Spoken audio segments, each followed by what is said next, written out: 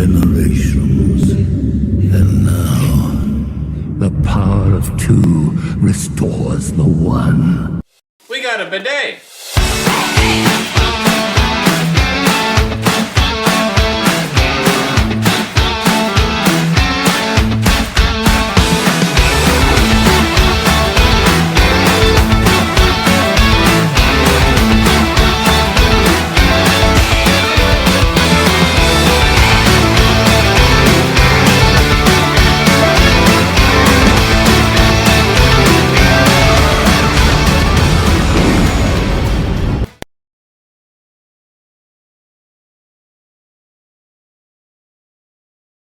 Hey everybody, and welcome back for now it's the Acolyte. We just got done with the Bad Batch not too long ago, and then we had Tales of the Empire, and now we're rolling into what I would say is arguably one of the most anticipated Star Wars shows of the year, the Acolyte. And we had a 2-episode premiere. It seems like they're going back to the 30-minute episode time frame. I know with live action, it's kind of been all over the place, but animation has been somewhere around the 20 to 30-minute mark. But we're going to talk about the episodes, episode 1 and 2, give some thoughts, and then look forward to the next episode that drops on Tuesday. They are now Tuesdays at 9, which is kind of weird. I don't really know why they would pick that day in particular. Yeah, what was it before? It was like Wednesday at 3 a.m. So they like moved it ahead by what, like 6 hours or something? Something like that. So that it's kind of like a prime time, quote It's like a unquote. nightly drop now rather than like a drop first thing that day. Yeah. All right, well, so episode 1, this is, our big first impression, right? And so uh it was interesting because it opens up not with like a scroll or the big word Star Wars or anything like that. It just kind of opens up with some text that is almost like a slideshow from PowerPoint. And it's interesting to me because it sets up where we're going with things. Like it tells you, it's about 100 years before the rise of the Empire. There's an assassin that's seeking revenge, so on and so forth. And I thought it was kind of interesting because, I mean, without without hearing what the show is about in the time frame that people have been saying, I kind of wondered if that was a little ambiguous because like 100 years before the rise of the Empire, like is that when Palpatine is first starting things, and so that's the Phantom Menace? Or is it 100 years before the rise of the Empire where the Empire is, starting to come into fruition and thriving after episode 3? So I was kind of confused with the wording there. I don't know if you guys felt that way too. Yeah, I saw some other people comment about that. It's kind of like Rise of the Empire, give or take 20 years. But Which is the yeah, two different ones. right, but yeah, I didn't have too many. I just kind of rolled with it. I don't know. I just got okay. It's before the movies. We're good. Yeah, that's kind of where I had to settle too to make myself feel better. Because I was like, I don't quite know which one this is, but we're gonna go with it. Um, hmm so the show opens up. If you were able to go and see the Phantom Menace in theaters and you saw that little couple minute clip at the end, this is where it is. We kick off. I don't know if they pronounced the planet, but it was like Ueda or Uda. I don't know. Ueda. Um, but it's where we get to see the assassin is what we know her by at this point. But her name is May, and we learn that later on, so we'll call her May here. May is seeking out Jedi. We recognize that this is the assassin that opening little scroll is talking about, and she is looking for Master Endara, which again, from the previews and all that, we see who that is. And I don't know about you guys, but this was one of the things that kind of pulled me out of the show a little bit at first. It felt awkward when May walked up to her table and she was like, hit me. I was thinking like this is like a kid at school that doesn't know what kind of a fight they're about to get into, and everybody's gonna laugh at them. And then sure enough, everybody laughed at May at the table. Did you guys think that was kind of awkward? The Uh, timing of the cuts was really not normal. It was very unusual for me, I think. There was like too long of a pause on the drawing out of her like ready position or whatever.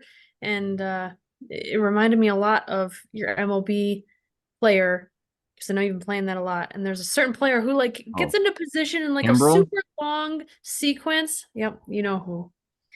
But they take way too long to be like in ready position, and it just looks so weird. It's so unnecessary. Um, I was ready for May to get her butt kicked. yeah, she kind of walks up to the table, strikes a little pose, and then that's supposed to strike fear into Indara. I don't know. It was a little bit of a weird setup, I guess, just because we don't know their history yet. Outside of the fact that May wants to kill them for whatever they did. Um, but yeah, I mean, her face is covered at first, so you know, I couldn't recognize people during COVID with their masks. So I guess Indara can't recognize May, who she knew, at least when she was younger, or a baby or kid or something. But uh, yeah, she quickly dispatches everyone else at the table, and then it becomes a one-on-one. Yeah, we get that fight sequence rolling pretty quickly. Yeah, what'd you Yeah, guys think of that fight? I was gonna say I didn't mind her like approaching and saying "fight me." It was just the timing of the cuts that seemed very drawn out, which made it seem awkward. Yeah, it was a little bit weird the setup for it. Yeah, but the fight was pretty cool. I got to see her use some little daggers and whatnot, and of course you got to throw a pedestrian over the railing to see if this person's serious or not. Are they gonna use their powers? Are they gonna be a chicken? Yep. Yeah, May has no regard for any of the life in there, innocent or guilty in her eyes. It's all really the same. So, um, a means to an end definitely is kind of her motivation. I don't know. Yeah, Mm. she's constantly putting the people at the bar in danger, and she knows the Jedi tendencies are to protect people. So, Right. So what I will say about this fight, so I think it's interesting. I think I have to put aside what I'm expecting the Jedi and all of them to fight because this is a different era. And if you're gonna be pushing back on all that style, you're not gonna be able to enjoy the show. So I'm trying to be open-minded with all that kind of stuff.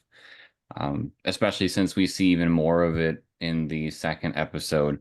But the thing that really made me scratch my head about this fight was right after Indara draws her lightsaber because May like throws the dagger and then she like slices it. Um, May says to her, "A Jedi does not pull out her weapon unless she intends to kill." And I was like, What are you talking about?" Like, I really didn't understand how that even made sense because Jedi are meant to defend. And so, of course, they're going to draw their weapon if they're going to try to defend somebody. And not to mention, I mean, this isn't a spoiler of jumping ahead or anything, but we also learn about this character. His name was it Yord or Yard? I forget. Yord, yep. Yord. The dude's whipping out his lightsaber everywhere he can, and it's not even in the moments where he's going to be killing somebody. So I really didn't like that quote came out from her because it doesn't make any sense to me. Well, I don't think it's a Jedi way of thinking. Like I think I think May has a warped view of the Jedi, clearly. Um, Not that they're perfect by any means, but um it kind of compounds, right? Because she goes up to the table and she says, "Fight me," which a Jedi is not just gonna attack someone, especially an unarmed person. Right? And then she says the remark about that you said, a Jedi, if they're gonna pull their weapon, they're gonna be prepared to kill. So I'm wondering if these are like lessons that she's been taught by a different Jedi, or if these are just like this is how she feels about them based on her past. I don't know. It's really kind of like you said. I was just kind of confused by the dialogue. It's just like throwing me off a little bit. It made me wonder if that's another times are different type situation, with 100 years before, is there a different mentality of all that stuff? Because, eventually the Jedi very much had some sort of dominance, even like within the political system, and that's what led to their downfall. So maybe it's just a different mindset, or maybe it was something that Indara was teaching her in the past and she was kind of taunting her with it. But I didn't quite know how to process that, especially with, what we already know about Jedi hundreds of years later on. But so yeah, we wrap up that fight. It ends with Indara being killed with one of the daggers, which, proud of you, Disney, you're able to let one of your characters die from being stabbed. Maybe Well, this it wasn't a time lightsaber, so this is true. It was what a lot of people on the internet are calling a butter knife. Um, but I mean, character died, so I guess we should give some credit there. I will say though, after that fight ended, so May is going to pick up her daggers, around the bar, all the tons of them that she threw, and one of them was behind the bar. And when she went to grab the one behind the bar, we actually saw like was kind of like taunting the bartender that she was going to do something, but then she saw the kid, and I actually felt something for that kid. Like that kid just saw all this crap and he's like in fear. He or she, I don't know what the kid was, but I just thought that was a nice one to put in there to actually get some feels going, since we don't really know these characters yet. So I don't really know how to feel about them, but that was one thing that could draw me in. Mhm. Yeah, she has a soft spot for children at least. That's what we do know.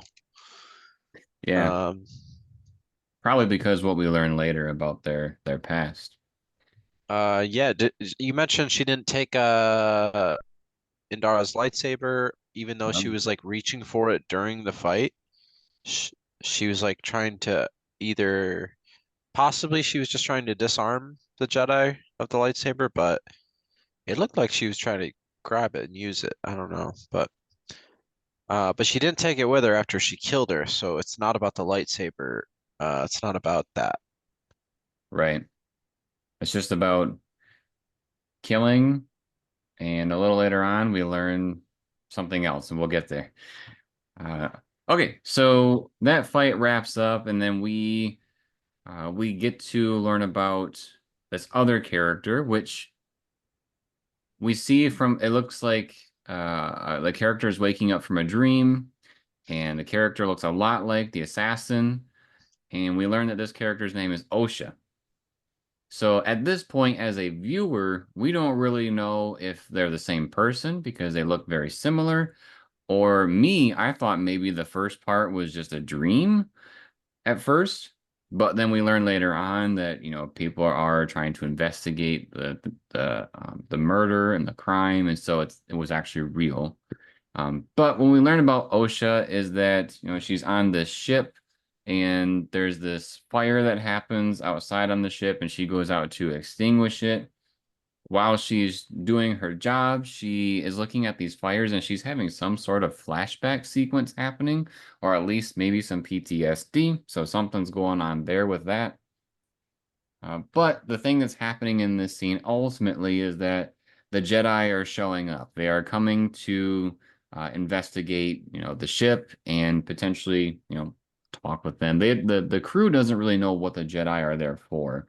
So the Jedi dock, and I thought this was kind of an interesting callback. So when May is walking on the ship, we know from Ahsoka that people were griping about people walking on ships, even though it had already happened in Rebels. But then it's another interesting callback because the Jedi are talking to the Neomodians, the people that are in control of the ship, which are the species behind Austin there. And I thought this was interesting because it was kind of like what would have happened during the Phantom Menace if the Jedi had gotten to negotiate with the Neimoidians, because the Jedi walk in the room and then they just use, he threatens to use basically a mind trick or mind bending type force power, and the other one gives in, saying, "Hey, we actually have cargo on here that you are uh, looking for, because the Jedi are looking for a person." And they say, "We don't transport people," but sure enough, they do have OSHA on board. Um, I don't know She's if an you guys, employee under the table. yeah. Austin, did you feel that connection to the Phantom Menace when that scene was going on? I did only like when the Neimoidians were on screen. Just and then like it's very similar, right? Like a Jedi cruiser, they see it outside their ship, and then two Jedi, a Padawan and a Jedi Knight come in, and it's very reminiscent, yeah. Um, but yeah, like you said, he kind of threatens to do a little Jedi mind trick on him. I thought he did, but yeah, maybe the other guy snapped before he actually, you know, started probing him or whatever. But um, yeah, They let's eventually see. find OSHA because Yord goes into OSHA's room and she goes in there and she's like, "Oh, hey, Yord, what's up?" Because Hmm. supposedly they have a history together. OSHA used to be a part of the Jedi Order at one point that we get to figure out here. But OSHA is learning that she is being investigated for the murder of Indara. She is suspicious because OSHA, her history when she parted from the Jedi, Indara was part of the people doing the process of letting OSHA go. At least that's what I was picking up from Yord when he was explaining everything. I don't believe at this point OSHA is identified. I think it's like a scene or two later with her that the bartender comes out and is like, "Yeah, that's her." Um, but again, we're learning that there's kind of this identity issue situation. Um, let's see. After OSHA and Yord go off, we do get a scene cut to Coruscant where we meet Master Soul. He is giving the lesson to the younglings and talking to them about, different things about being a Jedi, the light, and whatnot. And we get the scene from the trailer where some of the younglings are like, "Light, good stuff." I don't remember exactly what they said, but then the one goes fire. And so, he recognizes that and is trying to, for lack of a better term, trying to extinguish those thoughts, and make sure that that kid is on the right track. But this process gets interrupted by, I don't know if it's Master or a Jedi Knight Ro, the green Jedi that comes into the room, and Ro is telling Saul that, "Hey, Andara was assassinated," and mentions to him that the person that they have in custody has ties to Soul, which, he's able to find out that it is Osha that is in custody. And we learn that from this interaction that Soul and some other Jedi were part of the group that actually saved Osha from something that happened, at her home planet, and brought her to the Jedi Order. Yeah, he says like we saved her. So he's very puzzled when he gets the news that she's a suspect in a murder case. So the Jedi want to use discretion here. They don't want the word to get out. They're trying to keep this hush hush on the down low. So Right. And they're trying to basically do the investigation themselves, not let it get too out of hand. They don't want, the rest of the people in the temple to be freaking out because, Jedi are being murdered. hmm. Um, so we do get to cut back to Osha. She is in custody. She is being transported to Coruscant, and the ship that she is on is being piloted by droids. And all the people in custody are, beings that can think for themselves, unlike droids. And so they devise a plan of how to get out of uh, the little containment cells that they are in, and they overtake the ship. Unfortunately, it doesn't go perfectly well because the ship ends up having to crash land down on the planet. I did not pick up on what the name of the planet was. I know they say it out there, but it's the snow planet that we see from the previews. So we see some back and forth. We get this sequence with Osha. Now she's, trapped down on the planet. Ship's not really working, so she doesn't know what to do. But then we cut back to Soul, and Soul is trying to figure out, any leads to finding out where Osha is because the ship crash landed. But I guess they have somebody in custody that may know of some of the whereabouts of where Osha could be. And so they go to their little prison containment cells, and he talks to one of them, which I thought was interesting because the guy that he's talking to, his wardrobe looked a lot like the original Jabba wardrobe, because Jabba at first was a human, and then they turned him into an alien. So I don't know if other nerds out there like me picked up on that. But what Soul basically gets out of that conversation is where to go next. And so Soul gathers up a handful of Jedi to go and try to find Osha. I believe it's him, what's his name, Yord, and I think the other one's name is Jackie. the one played by the Logan girl. The girl's from Logan. I don't know who played in Logan, but she's played by Daphne Keane. Yeah, I think that's who that That is. sounds right. She's the one with the like white skin and then the red across her eyes. It's not the first Padawan we saw, but a different one. Right. So they're on their way to go to that snow planet, and they do eventually find Osha, and Osha is kind of freaked out by it. She's trying to run away from all of them. I'm pretty sure this is one of the scenes where Yord whips out his lightsaber, which it gets to the point where I'm like, dude, why are you doing this so much? But again, if we call back to the beginning of the episode where uh May was saying a Jedi doesn't take out their lightsaber unless they intend to kill, would he really be wanting to kill Osha here? Like, I don't understand that. Um, but they're able to talk her down, and she ends up going with them. One thing that I thought was kind of funny during this part is it really shows the naivety of Yord, both with him taking his lightsaber out over and over, but I'm pretty sure it was in this scene where he basically says, like, there's no way she could have survived this crash. She's got to be dead somewhere, whatever. And Master Soul's just like, wait a second. She's this way. And then he just goes and finds her, like, immediately. Like, he knows what way to go, and I'm sure he's using some sort of Jedi powers or tracking skills or something, connection with the Force. He's got the background and enough studying to be able to find her, whereas Yord's just like, she's dead. Nah.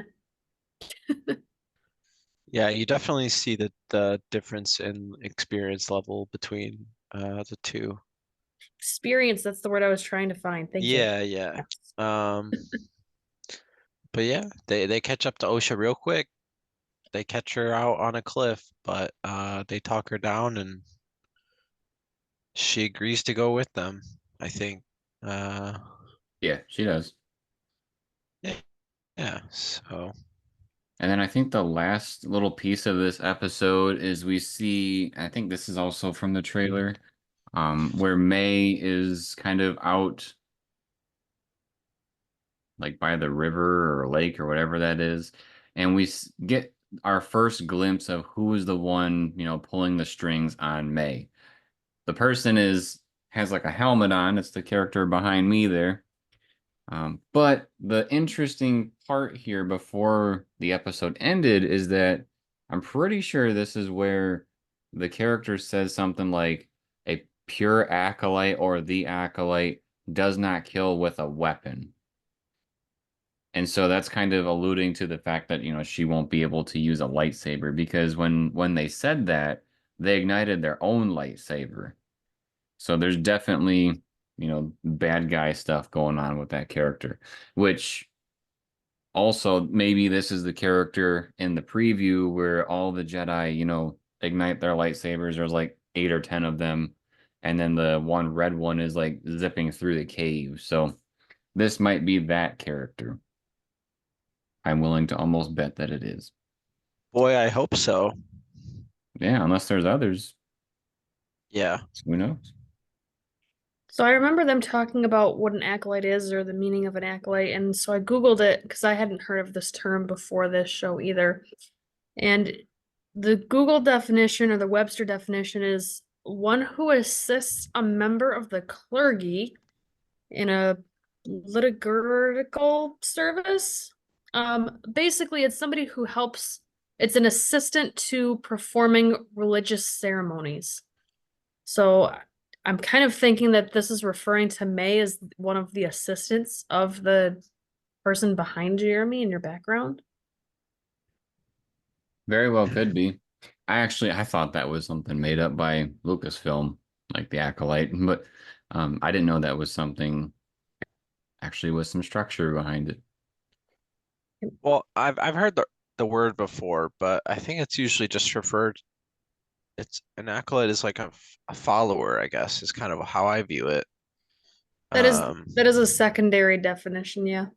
yeah. It does that too. So it is kind of like you were saying, it's kind of culty. Like she obviously has these very wired in views of the world and the Jedi and how things are. Um, And how so we use their lightsaber to kill. yeah, those teachings are kind of being taught to her by someone. So, I mean, it's not really religious per se, but it is a kind of way of thinking that she's definitely being brought up in. Right. Yeah, I would totally agree. Uh, you mean just like when, people switch over to the dark side from the Jedi, their mindset gets twisted. So I can see that happening here too. And she got a face tattoo. Right. She got branded basically. May did, anyways. We don't know about Osha. Osha has an arm tattoo. That's how we can tell them apart. Yeah. I know sometimes people, if they have twins, they like paint their fingernails or something. So it's kind of like a way to do that too. Yeah. These two have like slightly different hair, which is And we helpful. mean slightly different. Like it's almost the exact same. Yeah. Well, we got a second episode, of course, this week as well. We do open the episode very similar to the first one, where May is hunting a Jedi. This time it is Master Torben, and Torben is kind of like a silent Jedi. He's like meditating in the air, and when she goes to do her little fight me thing again, she goes to basically punch him or stab him, and the Force is basically guarding him. It seems like he's able to channel his Force abilities without even looking at her, which is pretty interesting. But we're acknowledging that there are certain Jedi that she is trying to kill. She recognizes that she can't do it, with Force this time. Well, not physical Force. I'm not talking about the Force.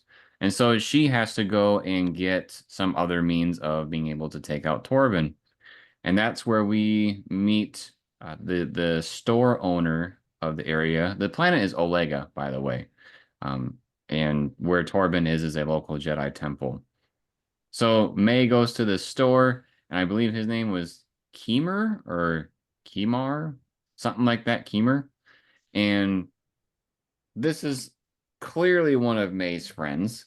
And she's saying, like, hey, I need some way to, basically kill somebody. I need you to make me a poison. And so he is able to create a little poison. It's a little vial of like green stuff. And this is how she plans to take out Torben eventually. We do get a little bit from, uh, I think this is where we actually learn that her name is May. because the Jedi are talking on their ship, Soul and all of them, and he's communicating with, I think her name was Ro.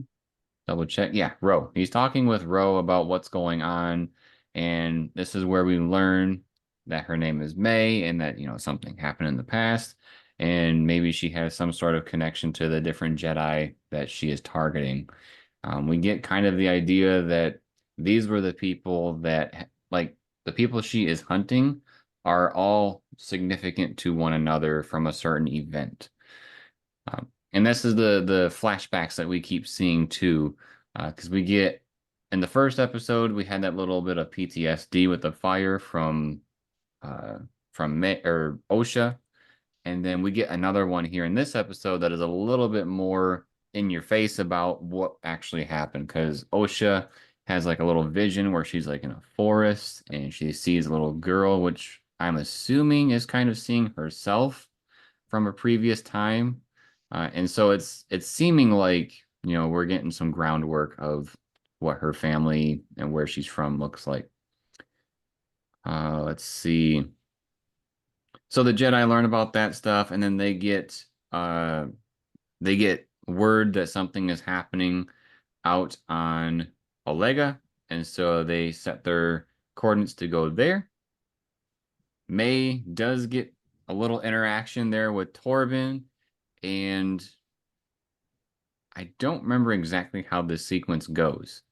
So maybe you guys can help me piece this together, because eventually Torben goes down to the ground. Mm-hmm. She somehow like guilts him into killing himself, but I'm not entirely sure why he gave up that easy. Yeah, because he just like drank the Yeah. poison. Yeah, he was like so locked into meditation the first time around when she's throwing all these strikes at him and everything. He's literally just like in a force bubble that she cannot penetrate. So that's why she seeks out other means. But yeah, she shows up with the poison and kind of gives him an ultimatum, which I guess he could hear her. So I don't know why he didn't like open his eyes or anything the first time, but um yeah, she kind of gives him an ultimatum like, hey, you can uh confess to what you did, or here's some poison. And he likes one of those options for some reason. So he takes a little taste test of the poison, and it does the job.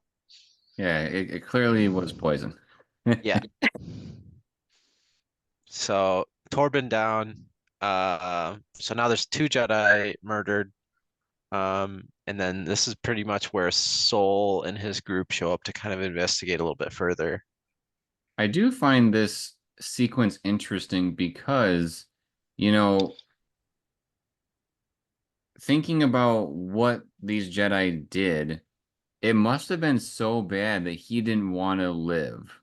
Like, Hmm. why would he kill himself instead of confessing about what happened? Yeah, and he had they say he hadn't spoken with anyone in 10 years. Like he took like a vow of silence, like um he's definitely was on some like Jedi meditation, like yeah, kind of his own punishment, in a way.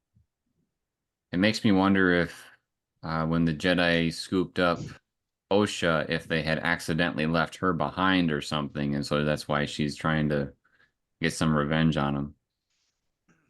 Yeah. Um Soul says at one point that uh that I think he thought May was dead. So they maybe it's not that they didn't want to save her, but they didn't think that they could, or we don't really, I'm interested to find out the whole story, get that whole flashback. Right. Um, because they keep just alluding to these events. So they've definitely pulled me in. I want to know what it was. Right. And one of the things I've been talking with Sarah and some of our other friends about with the show is that the first two episodes, even though we haven't gotten through the second one quite yet, a lot of this stuff we already kind of gather from the trailer.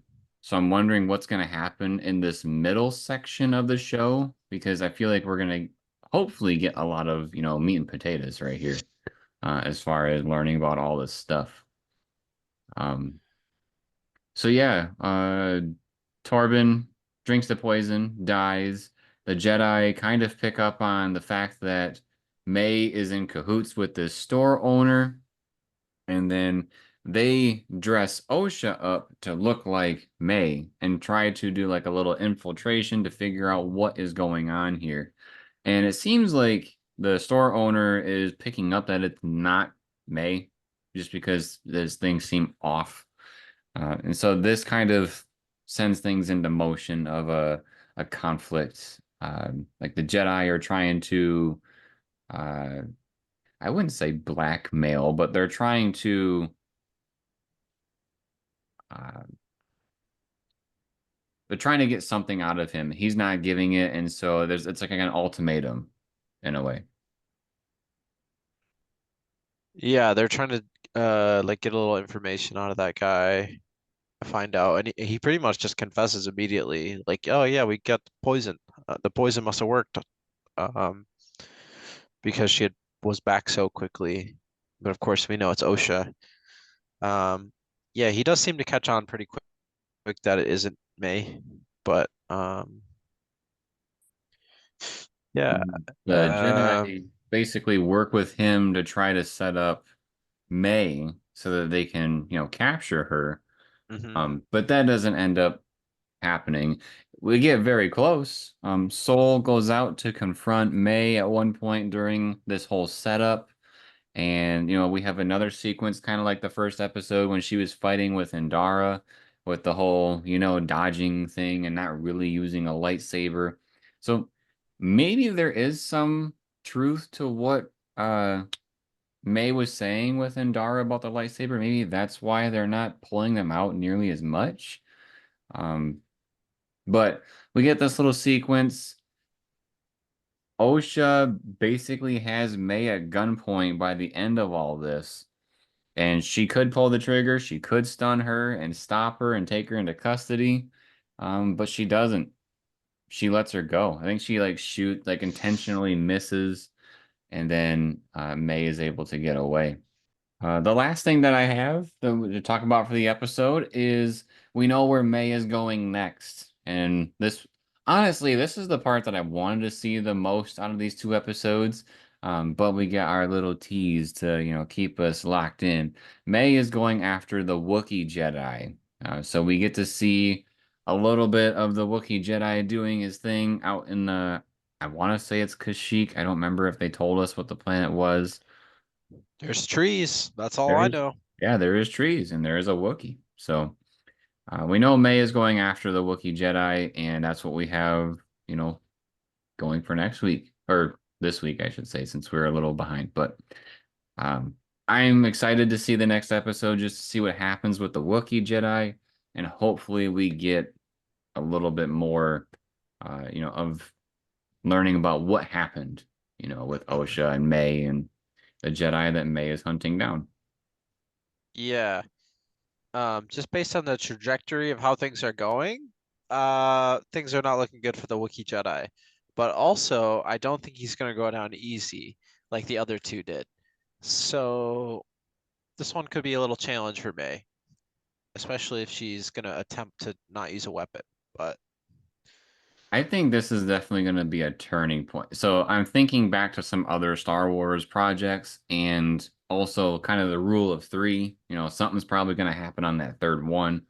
Um, I think she is going to get bested by this Wookiee Jedi. I think that the Wookiee is going to stick around.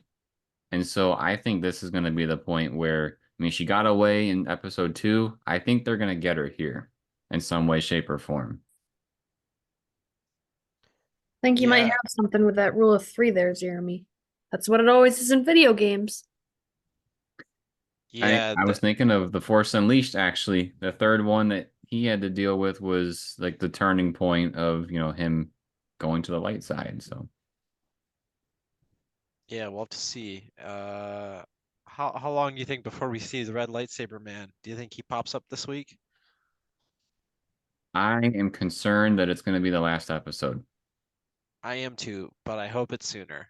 I hope it's sooner too. I want more of that character. I don't think we saw that character at all in the second one, did we? I don't think so. If it was very, very minor. Any guesses as to who that character is under the mask? I don't really have any guess. I don't really know too much about like Star Wars. I've heard it could be like uh Plagueis or some other Darth people, but I'm just gonna wait and see. I've heard some speculation just from the characters that we've seen already. Some people are wondering if it's the store owner, just because it seems very strange that the store owner was able to combat OSHA and that basically hold his own with the Jedi. He was kind of a bumbling idiot when they were first getting to him, but ultimately, things went his way. Um, I've also heard maybe it's Master Rowe for some reason. I don't really see why it would be that character at this point, but that is the character that knows where everybody's at, like relaying the messages. So maybe, but Yeah. I do think we'll see that guy that um was pretending to be the apothecary doctor or whatever. I think we'll see him again. I think he was a little too, I don't know. I just got, it's hard to describe, but there's more to him than what you see right away. So I feel like we see that guy again for sure. which guy? The one that gave her the poison, the one you were talking about. Oh, the store owner. Yeah, well, I don't think he was the owner. I think he like did away with the old apothecary that he took over for a day. Oh, I see.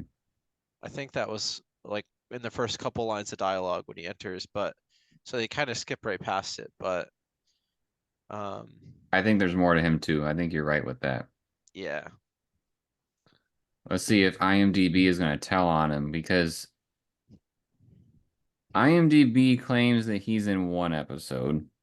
So maybe not, but they have like 8 episodes for May, 8 episodes for Jackie. That was the name of the other Padawan Jedi. Jackie. Okay. But But what's it's weird is they only have Master Soul for 2, right. I just saw that, so I don't know. Maybe IMDb's drunk. which he Yeah. hasn't died at least yet, so it wouldn't make sense for him to only be in 2, because if he's gonna die, you'd think that we'd see it. I don't Yeah. think he's gonna die. He is like the pinnacle of the show right now for a lot of people. Hmm. But yeah, I just before we wrap it up, are we so far a thumbs up, middle, or down for this show? Hmm, Can I give I'm like a diagonal? yeah, I'm in the middle, but I'm leaning towards like thumbs up. I'm feeling pretty good about it so far. I'm cautiously optimistic. I'm still here. I'm definitely looking forward to the next one. I'm just curious to see what ends up coming about. So, all right. Well, that was our talk about the first 2 episodes of The Acolyte. We will be back here again this week when we get to see the next one, and hopefully we got some more cool surprises around the corner. If you Yep. enjoyed this type of video, make sure to subscribe to the channel and turn on notifications. Drops a like if you liked the video, and drops a comment letting us know your thoughts on the first 2 episodes. And then, as always, everybody, thank you for watching. We'll see you next time. We're on Wookiee Watch.